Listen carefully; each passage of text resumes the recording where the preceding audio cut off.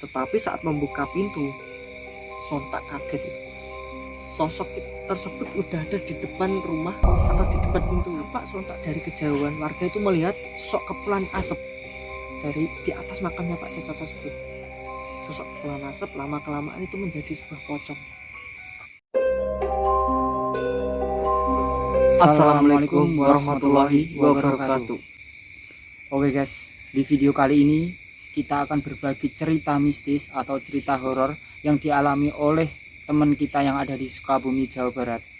Jadi cerita kali ini dikirim oleh teman kita yang bernama Mas Keisha Putra. Mas Keisha Putra dari Sukabumi, Jawa Barat Ya. yang mengalami teror pocong saat kecelakaan ya. Iya. Pada dasarnya kita hidup di dunia ini berdampingan dengan makhluk halus atau makhluk yang tidak kasat mata. Jadi tidak heran kita sering mengalami hal-hal ganjal atau hal-hal mistis. Langsung saja ke ceritanya. Cangkruk horor segera dimulai.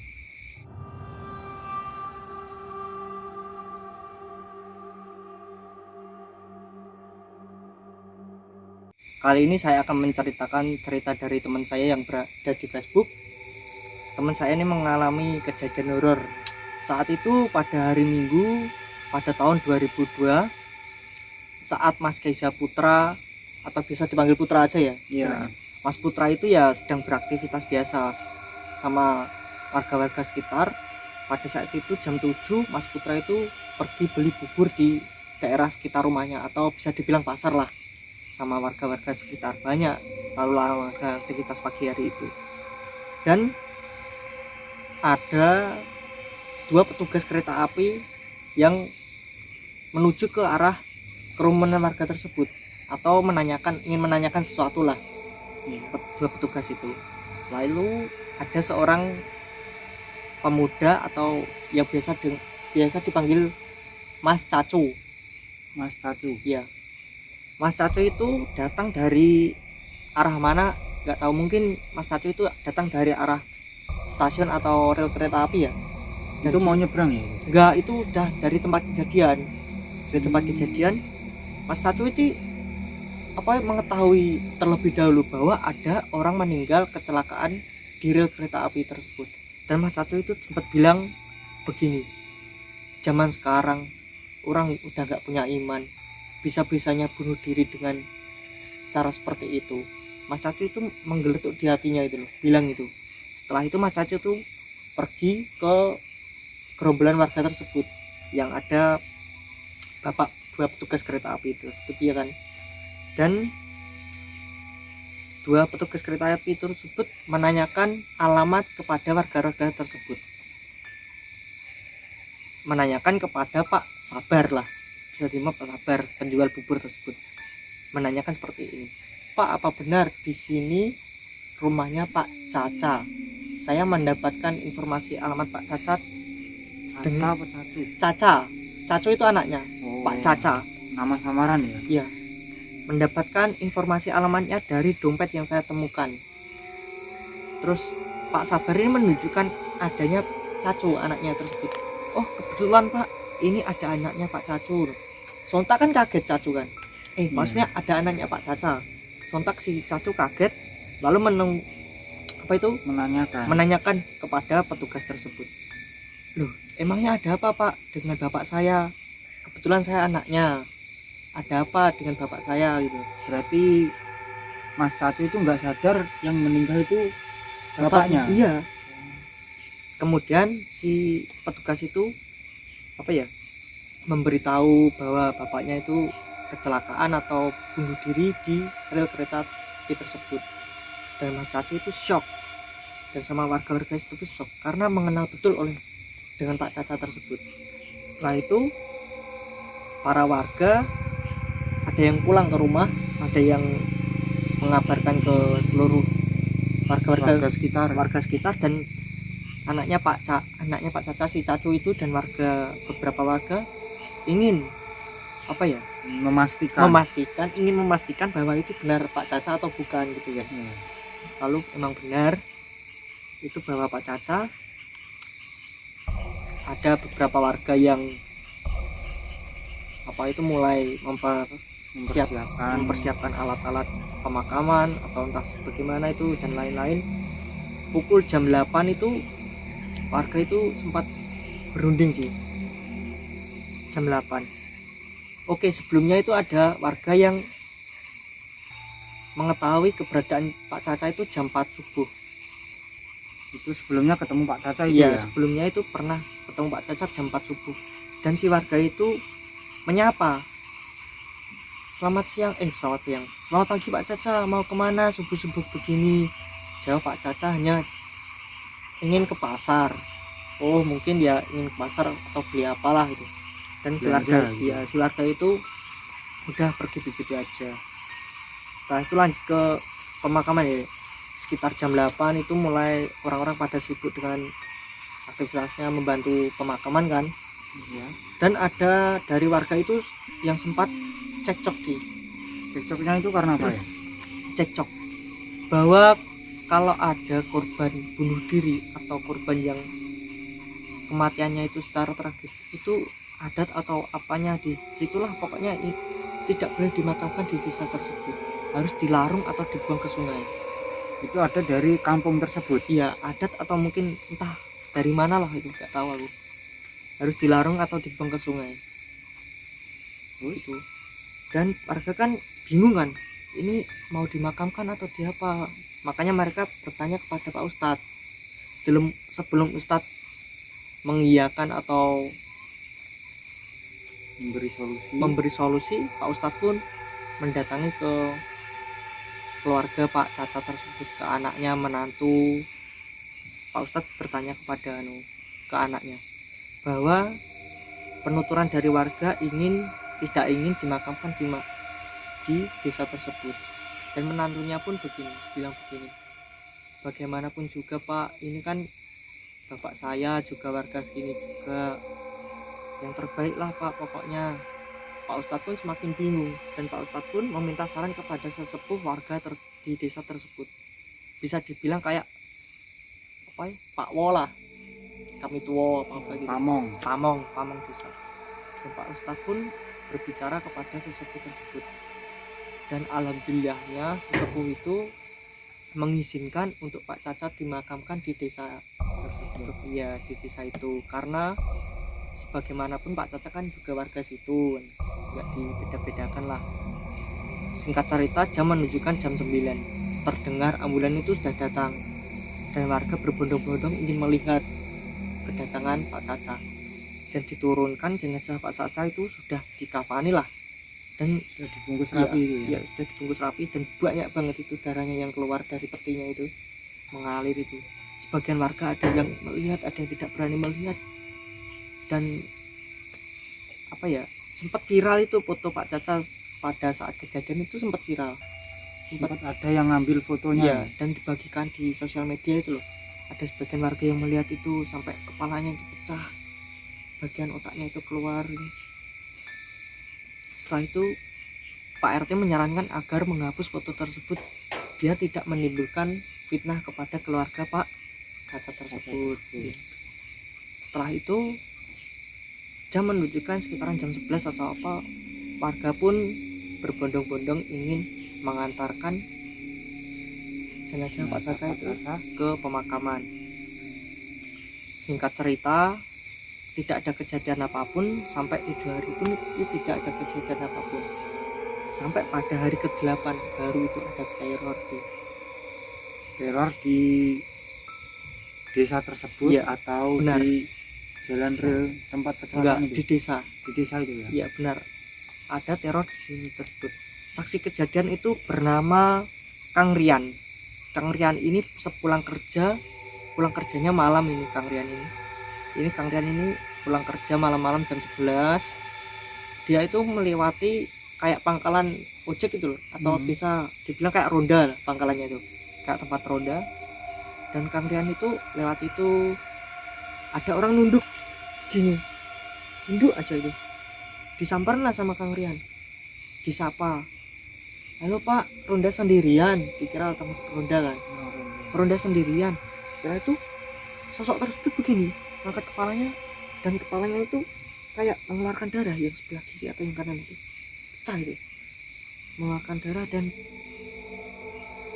baunya itu sangat Anyir ya. anyir, bau Bau anyir, darah ya? bau darah atau bau apa itu. Sontak Kang Rian itu langsung pergi begitu aja dengan motornya tuh kencang banget. Setelah itu kejadian itu warga pun apa ya, panik dengar kejadian yang dialami Kang Rian itu. Nggak berhenti di situ doang terornya. Sekitar jam 12 malam itu warga itu pada diteror satu persatu rumahnya itu, dengan cara ada yang diketuk pintunya, ada yang diketuk jendelanya, ada juga yang seperti tongkat itu dipukulkan di beberapa tiang atau rumah-rumah warga gitu, kayak di apa itu, pagar, di dang dang dang gitu. Ada kesaksian juga dari Pak Pahru namanya itu. Pak Pahru itu pada sekitar jam 10 malam dia nggak bisa tidur. Pak Pahru ini niat begadang kan. Terdengar Pak Pahru ini ada suara di depan rumah seperti ya dang dang. Suara dang. mukul-mukul gitu Iya, ya. bener. Pak Pahru itu mengintip dari jendela memastikan bahwa Pak Pahru ini yakin bener kalau itu yang melakukan itu adalah penampakan Almarhum Pak Caca. iya, penampakan Pak Caca itu, hantu Pak Caca itu.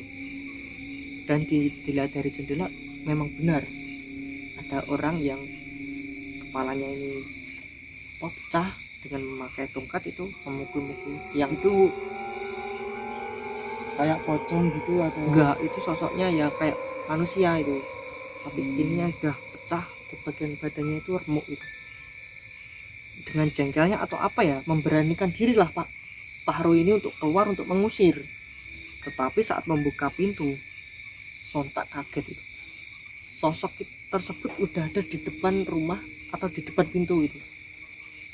Lalu Pak Pahru ini pingsan, langsung pingsan. Dengan kejadian itu warga itu wah heboh ini, warga dari sini itu sudah heboh banget itu. Sampai keluarga Pak Caca ini dan menantunya ini sampai malu atau gimana lah, bapaknya itu dibikin fitnah atau apa gitu sama. Singkat cerita, warganya ini ada berbondong-bondong menuju ke sesepuh. Sempat kan sesepuh itu bilang kalau terjadi apa-apa sebelum dimakamin loh, sesepuh itu bilang kalau terjadi apa-apa nanti saya yang tanggung jawab. Makanya warga berbondong-bondong menuju ke rumah sesepuh ini untuk minta tanggung jawab gitu. Ada kejadian seperti ini, dan sesepuh ini sabar banget dia orangnya. Dia ingin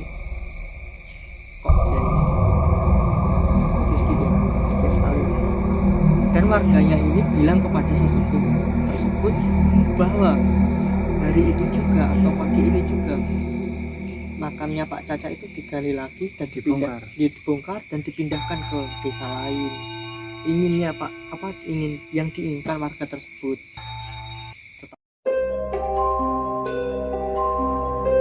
Sepuh ini bilang kepada warga, keputusan ini tidak boleh diambil oleh warga tersebut dengan sendirinya, ambil sepihak gitu ya. Iya, diambil sepihak. Alangkah baiknya ini dirapatkan atau dibicarakan kepada keluarga dan Pak Ustadz gitu. Rapat pun dimulai, di situ ada warga, perwakilan warga, dan ada sesepuh, ada Pak Ustadz, ada keluarga juga. Rapat pun dimulai dan Pak Ustadz ini menyarankan untuk menangkap atau membasmi makhluk tersebut, sosok itu, dengan cara yang caranya itu yang dilakukan oleh sesepuh itu. Sesepuhnya ini bisa dibilang orang pintar sih, bisa dibilang orang pintar atau mempunyai kelebihan ya. Singkat cerita, pada jam 11 malamnya warga ini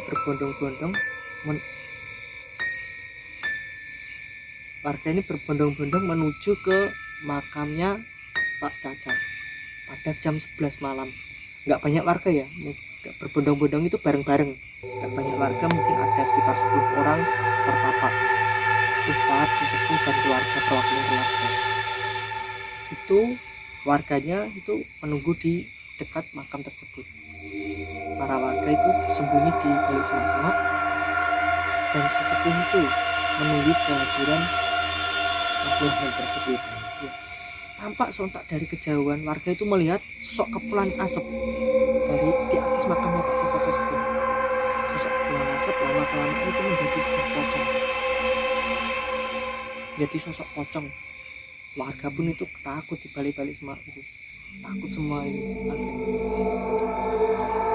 Lalu Pak Ustadz dan sesepuh dan perwakilan keluarga itu datang ke sosok tersebut.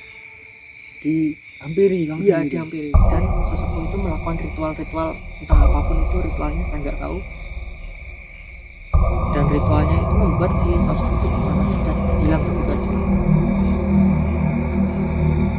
Dan sempat sebelum hilang itu sosoknya itu bilang pada sesepuhnya, kenapa sih kok teror warga ini sampai begitunya? Dan dikatakan oleh sosok pocong itu, dia meneror warga karena semasa hidup korban, semasa hidup Pak Caca ini, dia itu diasingkan oleh warga. Dan alasan utama Pak Caca ini melakukan bunuh diri adalah Pak Caca ini mempunyai dua istri, mempunyai hutang bank banyak banget itu, hutang besar ke bank. Dan keempat itu, Pak Caca itu mempunyai penyakit yang tak kunjung sembuh. Makanya serta diasingkan itu. iya, makanya Pak Caca itu pusing dan ingin mengakhiri hidupnya dengan cara tragis seperti itu.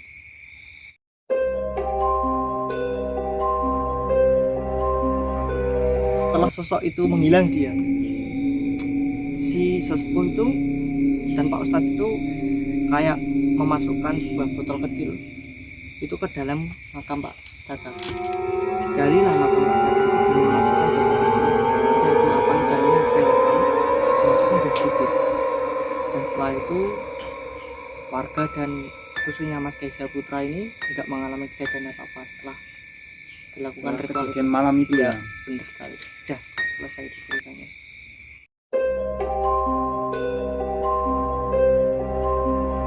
Oke, buat kalian yang ingin cerita horornya dibawakan oleh kami, silahkan kirim di email yang berada di deskripsi di bawah ini ya. Silahkan kirim cerita kalian, nanti kita akan membawakannya dengan versi kami. Dan terima kasih juga buat Mas Kaisa Putra yang telah mengirimkan ceritanya kepada kami. Dan buat kalian yang ingin melihat video-video menarik, jangan lupa kunjungi channel Mas Kaisa Putra yang ada di linknya ada di bawah kolom deskripsi ya. Oke, kami mohon maaf kalau kami membawakan atau si Daib membawakan ceritanya kurang, karena ini pertama kalinya Iya, kita benar. bercerita tentang horor.